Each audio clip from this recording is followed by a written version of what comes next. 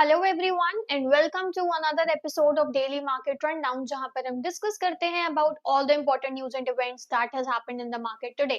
और आज के इस एपिसोड में हम तीन मेजर न्यूज के बारे में डिस्कस करेंगे।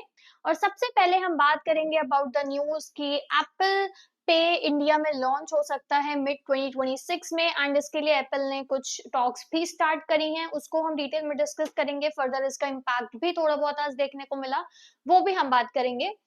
Second is the news about NSE. तो एनएसई का जो मच अवेटेड आईपीओ है, तो अब एनएसई ने 2.5 बिलियन डॉलर्स का जो उसका आईपीओ था उसके लिए वापस इंस्टीट्यूशंस बैंक्स इन सबसे बात करना स्टार्ट किया है। तो finally NSE is moving closer towards its IPO, उसके बारे में हम देखेंगे। And lastly will be talking about a major change. E20 petrol rule को मैंडेटरी कर दिया गया है इंडिया में April 1st 2026 से, तो इसके बारे में हम कुछ चीजें डिस्कस करेंगे। बढ़ते हैं अपनी पहली न्यूज की तरफ। तो tech giant we can say Apple ने रिपोर्टेडली मिड 2026 के आसपास इंडिया में एप्पल पे लॉन्च करने की फुल तैयारी कर रहा है। अब इसके लिए एप्पल की बातचीत चल रही है, डिस्कशन चल रहे हैं कुछ मेजर इंडियन बैंक्स के साथ एंड उनके कुछ नाम है ICICI, HDFC and axis bank. साथ ही एप्पल ग्लोबल कार्ड नेटवर्क से भी पार्टनरशिप डिस्कस कर रहा है लाइक वीजा, मास्टर कार्ड। और इंडिया में एप्पल पे बेसिकली क्या चीजें ऑफर करेगा, वो है UPI which is unified payment interface, card based payment और फेस आईडी या फिर टच आईडी से टैप टू पे। और यूपीआई को national payment corporation of India run करता है और ये करेंटली इंडिया के डिजिटल पेमेंट्स मार्केट को डोमिनेट करता है। अब ये इतना इंपॉर्टेंट क्यों है? तो सबसे पहले तो इंडिया में 750 मिलियन से भी ज्यादा स्मार्टफोन यूजर्स हैं, एक बहुत फास्ट ग्रोइंग मिडिल क्लास है और दुनिया के fastest growing digital payment ecosystem में से इंडिया एक है। अभी इंडिया का मार्केट मेजरली डोमिनेटेड है बाय गूगल पे, फोन पे, पेटीएम, अमेजोन पे। और एप्पल की एंट्री का मतलब कि ये कंपटीशन और ज्यादा बढ़ जाएगा, स्पेशली प्रीमियम स्मार्टफोन सेगमेंट में। मार्केट के रिएक्शन की बात करें तो इस रिपोर्ट के बाद पाइन लैब्स लगभग 3 से 4% गिरा, वन क्विक और 197 कम्युनिकेशन विच इज पेटीएम ये भी 1 से 2% तक गिरे। Investors already crowded payment market में बढ़ती कंपटीशन को देखकर कॉशियस हैं और अब ये मूव भी फर्दर उनकी कॉशियसनेस को दिखाता है। अब इस मूव के पीछे एक बड़ी स्ट्रैटेजी है। एप्पल इंडिया में मैन्युफैक्चरिंग एक्सपैंड कर रहा है, रिटेल स्टोर्स बढ़ा रहा है, रिसेंटली मुंबई में एक स्टोर ओपन हुआ है। अपना स्मार्टफोन मार्केट शेयर वो 10% तक ग्रो कर चुका है। और एप्पल पे लॉन्च करना आईफोन और एप्पल वॉच की सेल्स को भी बूस्ट करेगा, सर्विसेज रेवेन्यू बढ़ा सकता है और एप्पल के इंडिया इकोसिस्टम को और ज्यादा स्ट्रॉन्ग कर सकता है। ओवरऑल शॉर्ट टर्म में अगर हम देखें तो फिनटेक स्टॉक्स में हमें एक सेंटिमेंट प्रेशर दिख रहा है और लॉन्ग टर्म में एप्पल प्रीमियम कंपटीशन ऐड करेगा, यूपीआई इंटीग्रेशन से रेलेवेंस इंश्योर होगी और डिजिटल पेमेंट इनोवेशन भी बढ़ सकती है। लेकिन एप्पल पे एग्जिस्टिंग जाइंट्स को इजीली रिप्लेस नहीं कर सकता क्योंकि इंडिया में एवरीडे पेमेंट्स में यूपीआई ऑलरेडी काफी ज्यादा डोमिनेंट है। तो लेट्स सी कि एप्पल अपनी पोजिशनिंग किस तरीके से करता है, किस तरीके से अपनी प्रेजेंस को डीपन करता है। अगर अप्रूवल्स मिल जाते हैं तो मिड 2026 में एप्पल पे का इंडिया में डेब्यू हो सकता है जिससे कंपटीशन बढ़ेगी एंड प्रीमियम एप्पल यूजर्स के लिए कंज्यूमर चॉइस एक्सपैंड होगी।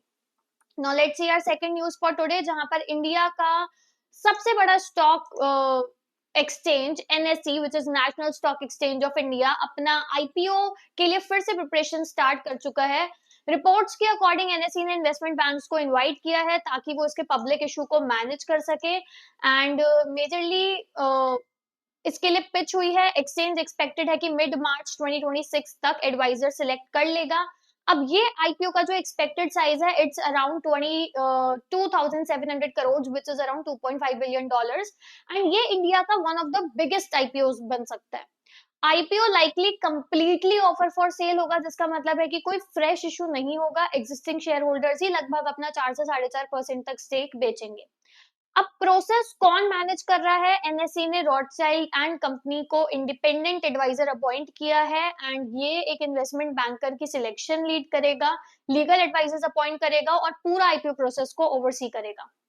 आईपीओ पहले डिले इसलिए हुआ था क्योंकि रेगुलेटरी हर्डल्स थे, लीगल चैलेंजेस थे और गवर्नेंस रिलेटेड इश्यूज भी थे। बट अब एक नई कमिटी बनाई गई है और बैंक्स को इनवाइट करना ये सब कुछ सिग्नल देता है कि अब आईपीओ की लिस्टिंग के जो डायरेक्शन थी उसमें एक बहुत फ्रेश मोमेंटम आया है। एनएसई का आईपीओ इसलिए बहुत ज्यादा इंपॉर्टेंट है क्योंकि एनएसई ऑपरेट करता है वर्ल्ड का सबसे busy derivative market contract traded के बेसिस पर, एंड इंडिया का सबसे प्रॉफिटेबल एक्सचेंज बिजनेस में से भी ये एक है। अगर लिस्टिंग सक्सेसफुल होती है तो शेयर होल्डर्स के लिए वैल्यू बढ़ेगी, ट्रांसपेरेंसी बढ़ेगी, इंडियन मार्केट्स को एक मेजर ब्लू चिप स्टॉक मिलेगा, और इन्वेस्टर्स को मेनली अब ये देखना चाहिए कि लीड बैंकर्स की फाइनल सिलेक्शन कब तक होती है, बाकी सेबी का रेगुलेटरी क्लियरेंस कब तक आता है, ऑफिशियल आईपीओ फाइलिंग टाइमलाइन क्या है। सालों के डीले के बाद एनएससी अब अपने आईपीओ प्लान को फर्दर रिवाइव करने में काफी ज्यादा सीरियस लग रहा है, एंड लेट्स सी कि ये कब तक प्रोसेस आगे बढ़ता है।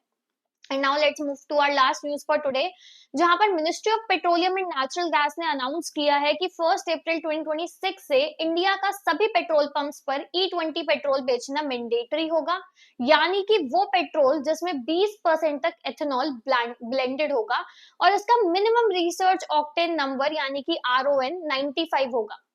अब ये रूल सारी ही स्टेट्स और यूनियन टेरिटरीज पर अप्लाई होगा, लेकिन स्पेशल केसेस में टेम्पररी एग्जेम्पशंस मिल सकती हैं। E20 पेट्रोल बेसिकली वो पेट्रोल है जिसमें 20% एथेनॉल मिक्स होता है, और एथेनॉल बनता है शुगर केन, मेज और दूसरे ग्रेन से, और ये प्योर पेट्रोल का कंपैरिजन में एक क्लीनर बर्न होता है और रिन्यूएबल फ्यूल है। इंडिया में 2022 में ही 10% ब्लेंडिंग का टारगेट शेड्यूल से पहले अचीव कर लिया था, और अब सरकार ने 20% ब्लेंडिंग का टारगेट 2025-26 तक फास्ट ट्रैक कर दिया है। सरकार ये इसलिए कर रही है क्योंकि क्रूड ऑयल इंपोर्ट्स कम हो। इंडिया अपना काफी क्रूड ऑयल इंपोर्ट करता है। एथेनॉल ब्लेंडिंग से पेट्रोल कंजम्पशन कम होगा। 2014-15 से अब तक अगर हम देखें तो एथेनॉल ब्लेंडिंग से लगभग 1.4 लाख करोड़ का फॉरेन एक्सचेंज सेव हुआ है। पॉल्यूशन कम करने के लिए भी ये एक बड़ा स्टेप है क्योंकि एथेनॉल एक क्लीनर बर्न है, और इसका मतलब ये है कि जब वो एथेनॉल चलता है तो लोअर कार्बन एमिशन होता है, कम एनवायरमेंटल इम्पैक्ट होता है, साथ ही में इससे फार्मर्स को भी सपोर्ट मिलेगा क्योंकि इससे शुगर केन और मेज जैसे क्रॉप्स की डिमांड बढ़ेगी, और फार्मर्स के लिए एक एडिशनल इनकम अपॉर्चुनिटी हो सकती है। अब रॉन 95 का क्या मतलब है?